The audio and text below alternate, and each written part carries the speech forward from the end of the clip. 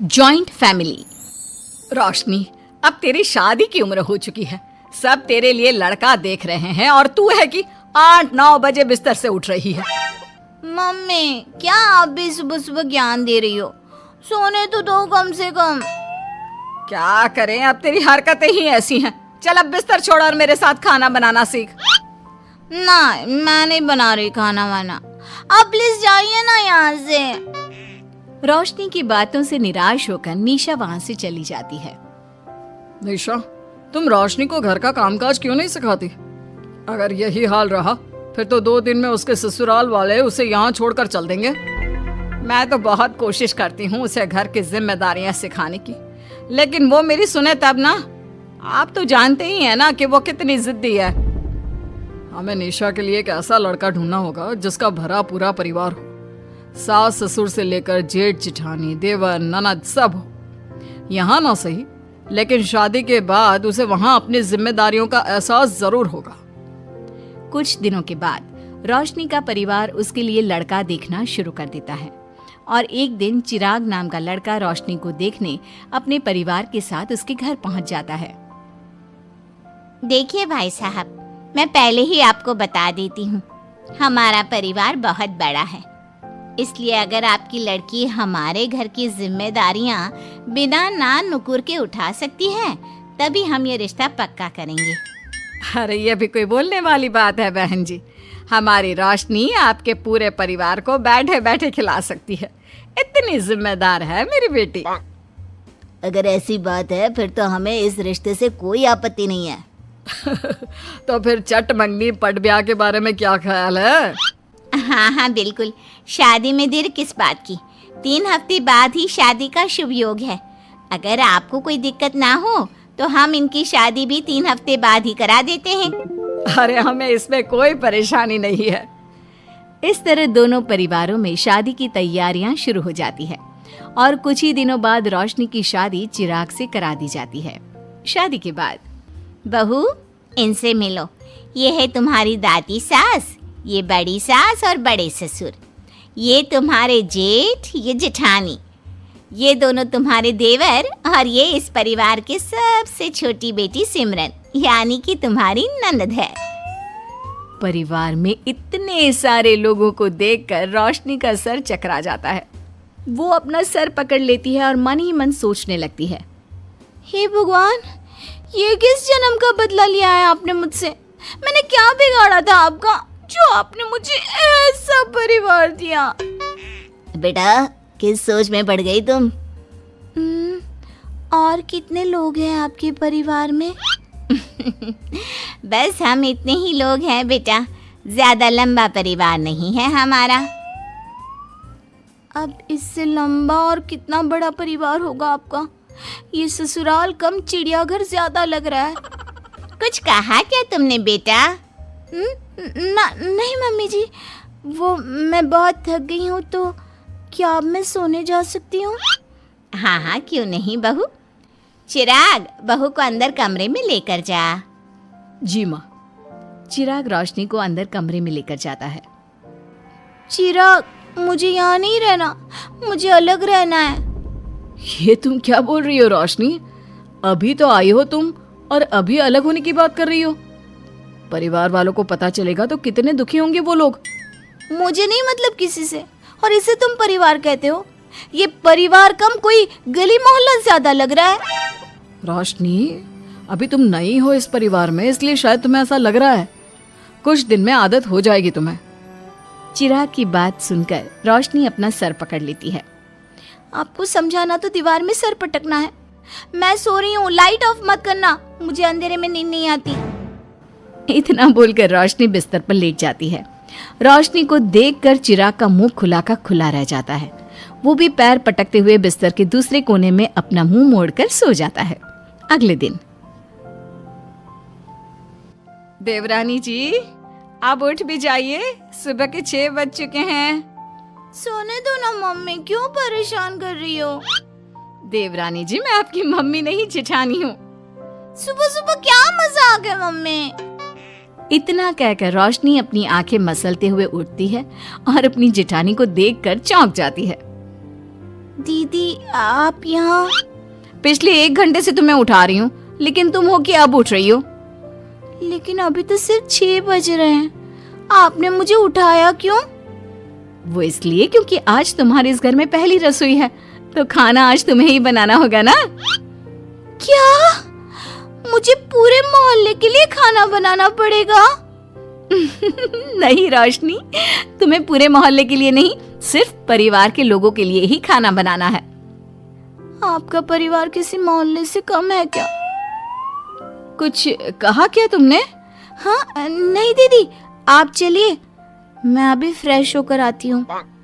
आरती वहां से चली जाती है, जिसकी थोड़ी देर बाद रोशनी भी रसोई में जाकर मजबूरी में सबके लिए खाना बनाने लगती है। पूरे 2 घंटे मेहनत करने के बाद उसका खाना बनकर तैयार होता है। वाह बहू, खाना तो बड़ा स्वाद बना है। सच में बहू, तुमने भले ही बहुत देर लगाई खाना बनाने में, लेकिन खाना बहुत स्वादिष्ट बना है। आपके हाथों में तो जादू है देवरानी जी। मैं तो कहती हूँ अब से रोज आप ही खाना बनाया कीजिए, क्यों मम्मी जी? हाँ हाँ बेटा, बिल्कुल ठीक कहा तुमने। रोशनी, आज से रोज तुम ही खाना बनाना। ये सुनकर रोशनी चौंक जाती है। खाना खाने के बाद सभी लोग रोशनी को शगुन का नेक देते हैं और फिर अपने अपने रूम में चले जाते हैं। क्या यार रोशनी, इतना टेस्टी खाना बनाना जरूरी था क्या? अब फंस गई ना तू। ये सब माँ पापा की वजह से हो रहा है, उनके कारण मुझे ये सब झेलना पड़ रहा है। रोशनी गुस्से में अपने रूम में जाती है और अपनी माँ को फोन मिलाती है। मम्मी, मैं आपको कभी माफ नहीं करूंगी। आपने जानबूझकर मुझे इतने बड़े परिवार में भेजा है, जहाँ मुझे सांस लेने की भी फुर्सत नहीं है। हमने ये सब इसलिए किया ताकि तू अपनी जिम्मेदारियां निभाना सीखे। अब मायके की तरह ससुराल में भी अपनी जिम्मेदारियों से मुंह मत मोड़ लेना। मुझे नहीं रहना माँ यहाँ।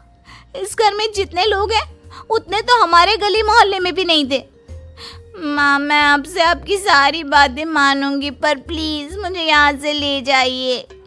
बिल्कुल नहीं, अब से वही तेरा सब कुछ है।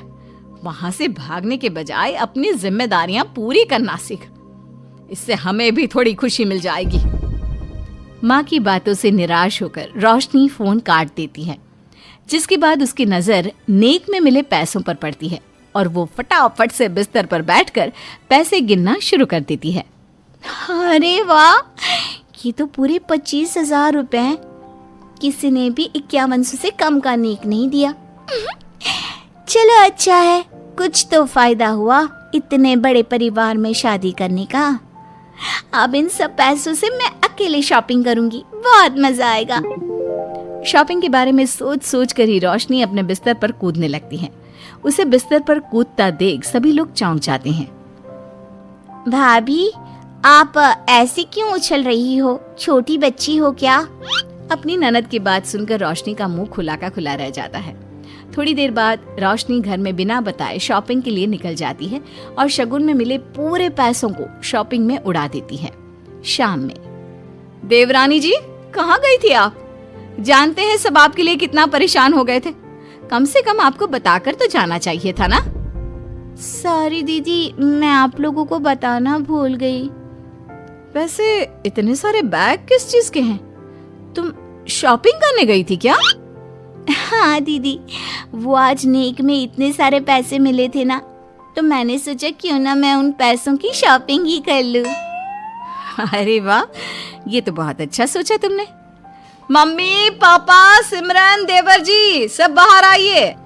देखिए रोशनी हम सब के लिए क्या लाई है। रोशनी कुछ समझती उससे पहले ही वहाँ सब लोग आ जाते हैं। क्या हुआ आरती बहू, क्यों चिल्ला रही हो? अरे देखिए ना माँ, रोशनी हमारे लिए शॉपिंग करके आई है। वो देखिए रोशनी हम सब के लिए कितने कपड़े लेकर आई है।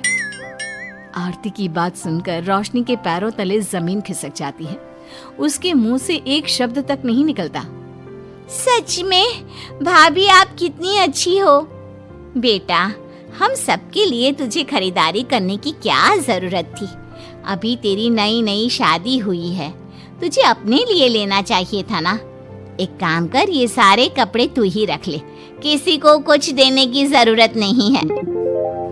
चलो, कोई तो समझदार है इस घर में।